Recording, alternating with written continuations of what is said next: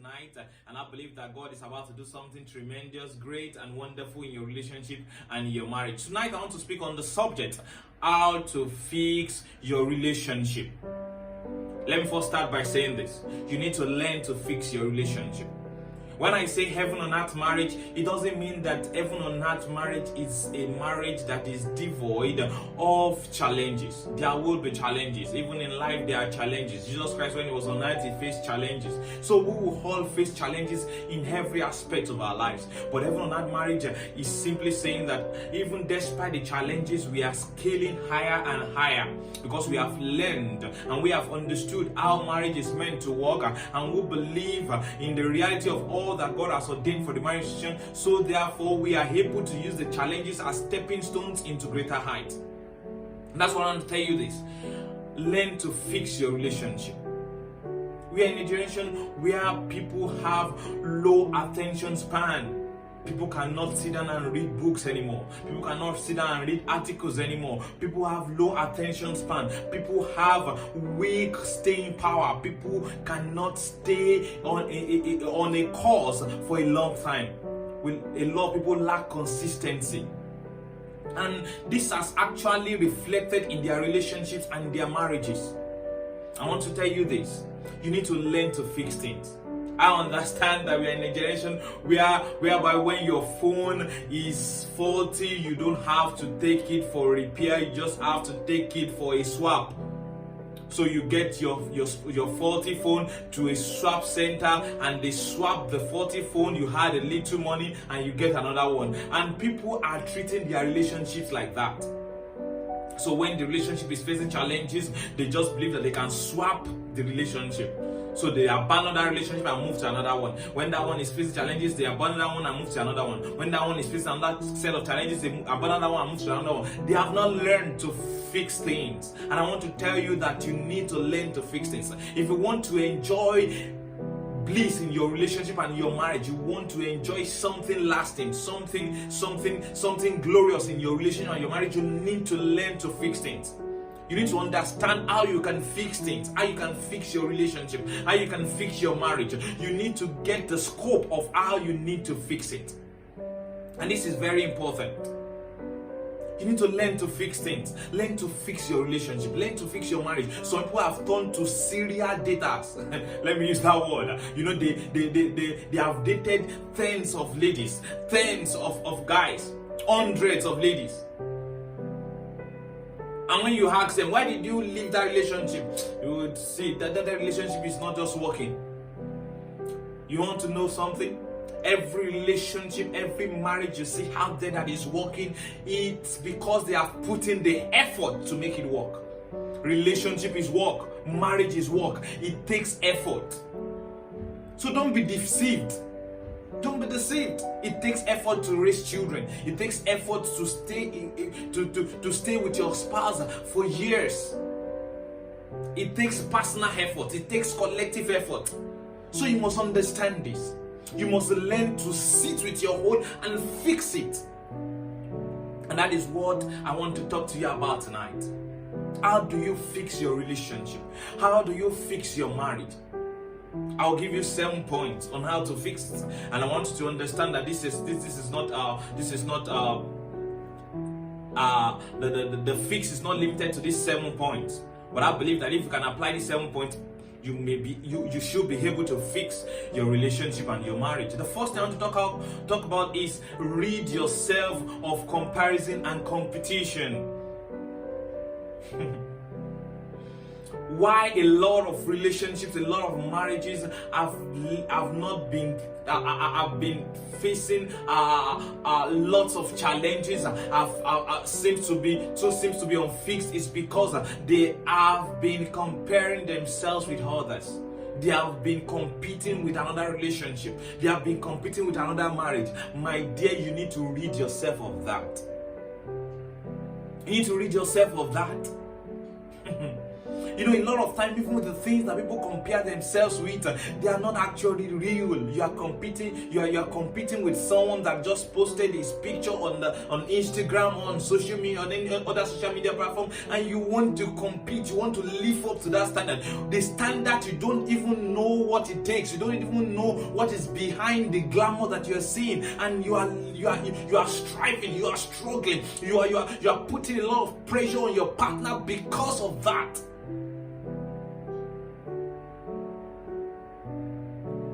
And now you feel your marriage cannot be fixed. You feel your relationship cannot be fixed because you feel, oh, that guy is not trying. That my lady is not trying. Look at this person. Look at this person's wife. Look at this person's husband. Look at the way they do. Look at the things she does. Look at the things he does. My dear, learn to rid yourself from comparison and competition. Perhaps that's the only thing that you need for your relationship and your marriage to be fixed. Take your focus from other people's marriages. Take your focus from other people's relationship. Don't be distracted by other people's relationship and marriage. Don't live in competition with them. Learn to focus on your own. Focus on your own relationship. If you can focus, if you can divert all the effort you are using to compete with another person on to focus on your own lane, to focus on your own relationship, my dear, I'm telling you, you'll be able to fix your relationship and you'll be able to get it to where you have dreamed of getting to. In a race, you don't need to look back. The moment you start looking back at others, the moment you start looking at other people's lane, then you tend to reduce the energy with which you can run. So what do? You focus on your lane. You focus on your lane. You focus on your target. You focus on your end goal, and you put in all your effort to ensure that you arrive there. By the time you arrive there, then you can know where you stand. And I'm telling you, life is not actually a competition. We are destined to actually achieve something particular, something unique. So you must focus on that. Focus on your own relationship. Focus on your own marriage. It will work out fine. If you put in the effort, it will work out fine. It's all about consistency. It's all about focus. Rid yourself of comparison and competition. The second point I want to give to you is have faith that your relationship and your marriage can be fixed. You need to have faith. It is very, very important for you to have faith. Very important. Very important. Have faith that your relationship can be fixed. You need to trust God that this relationship can be fixed. If you do not give up, it will happen. The Bible says nothing shall be impossible to them that believe.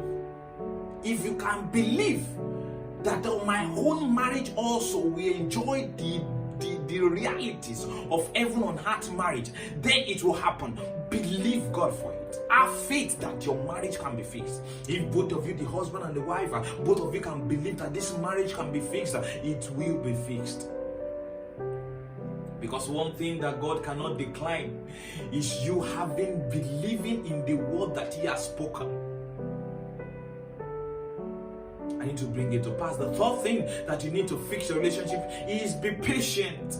The Bible says those who through faith and patience. The second point, faith. The third point, patience. Those who through faith and patience obtained what was promised. If you want to obtain the promise of the reality of heaven on earth marriage, then you need to be patient. You need to be patient. Focus and consistency takes patience. The sacrifice, the birth, the reality of what you are trusting for is patience. Patience, my dear. Patience. They say Rome was not built in a day. It takes patience.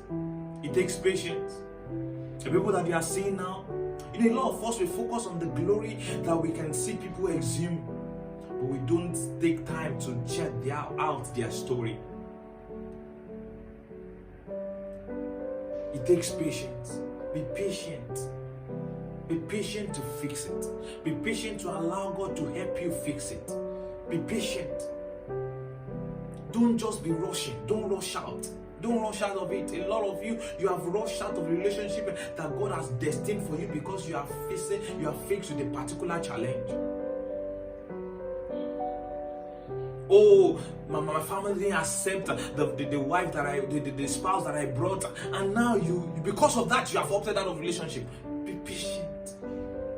Those who do faith and patience have obtained what was promised. Be patient.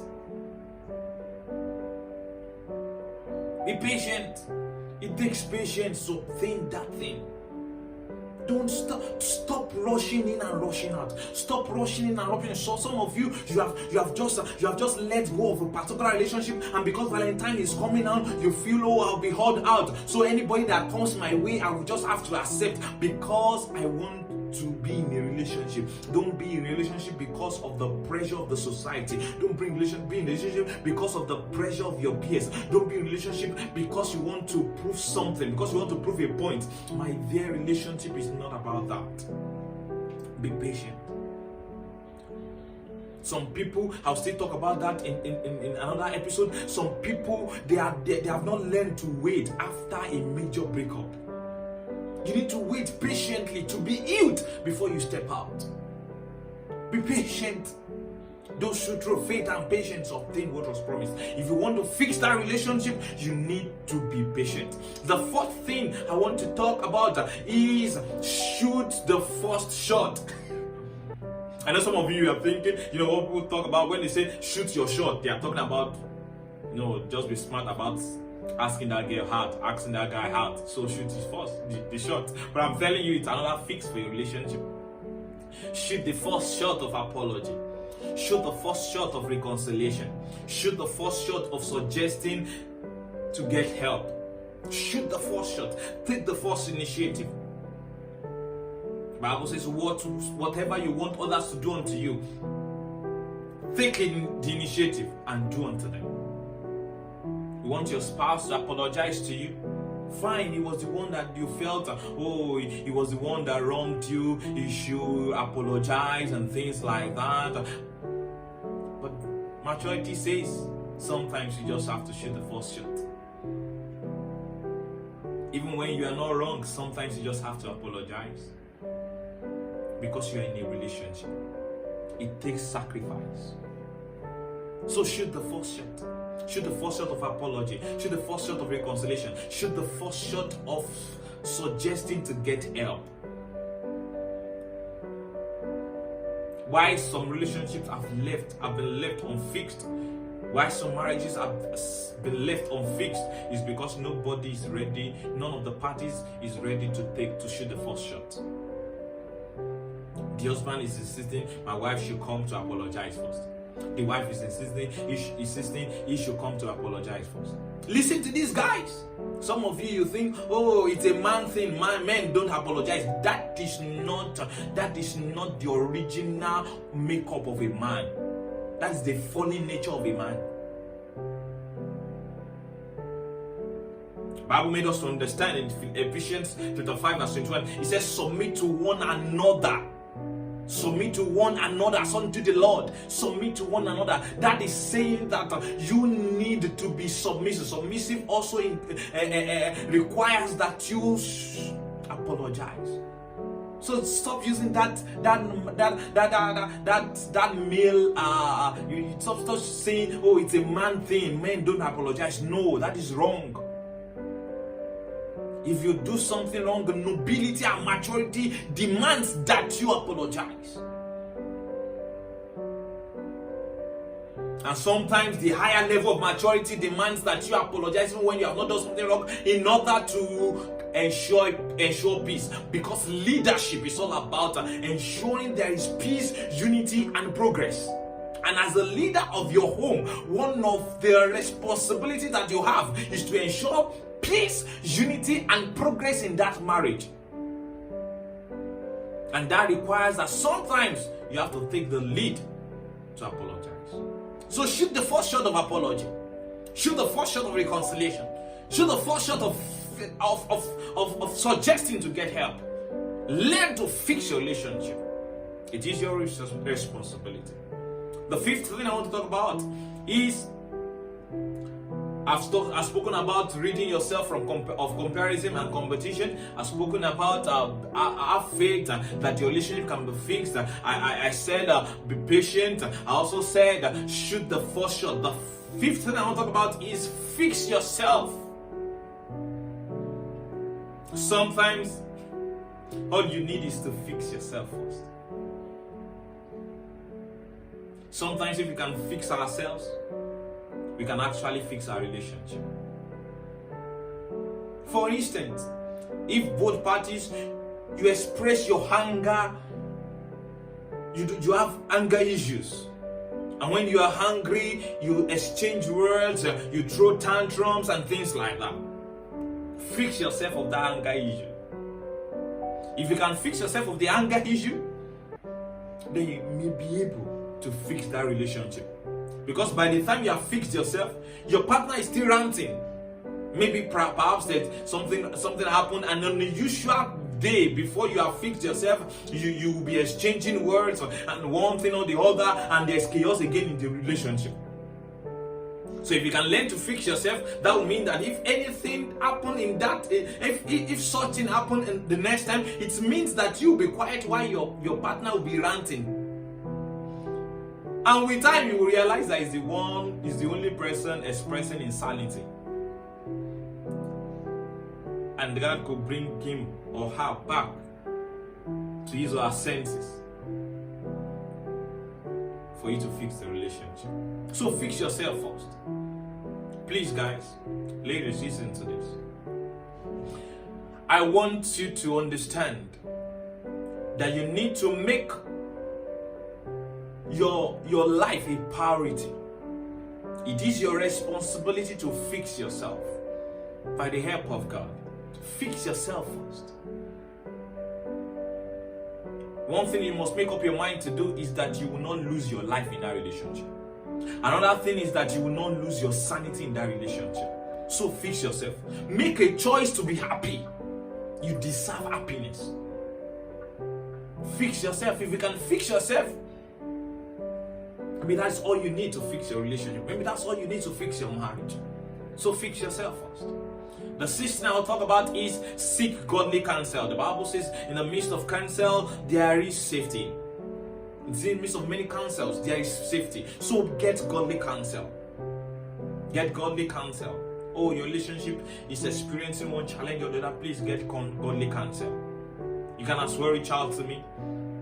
You'll see some of the contacts on the description. Get godly counsel.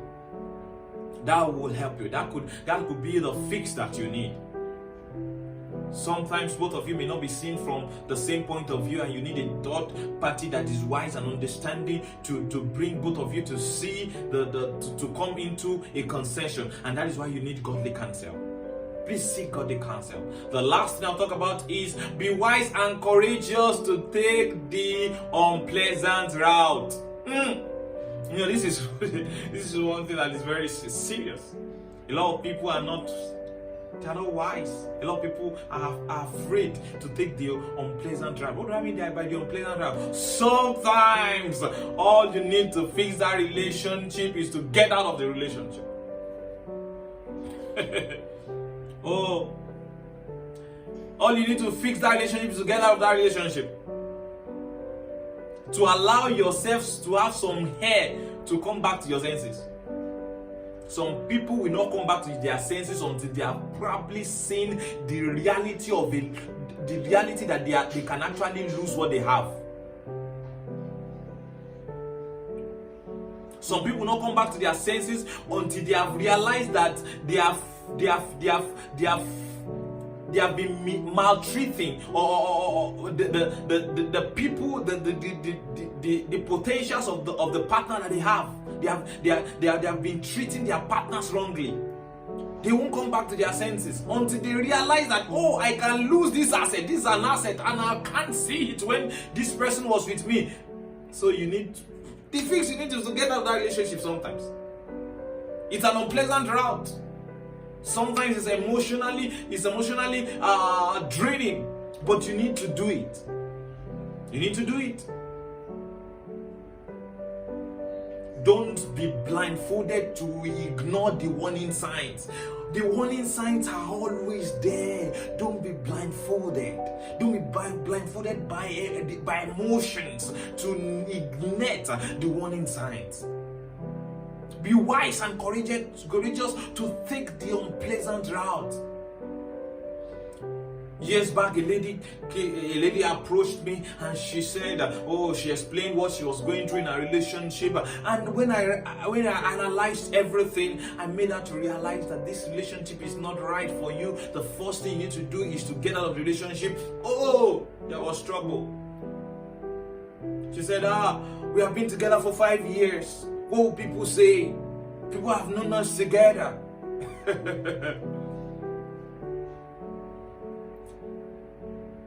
She wasn't courageous to take the unpleasant route.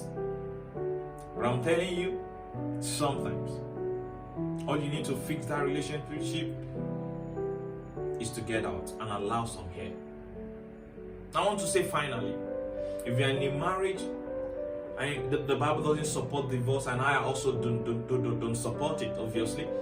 But if you're in a marriage that is life-threatening, that is, your life is threatened, your sanity is threatened, then I will advise that you separate.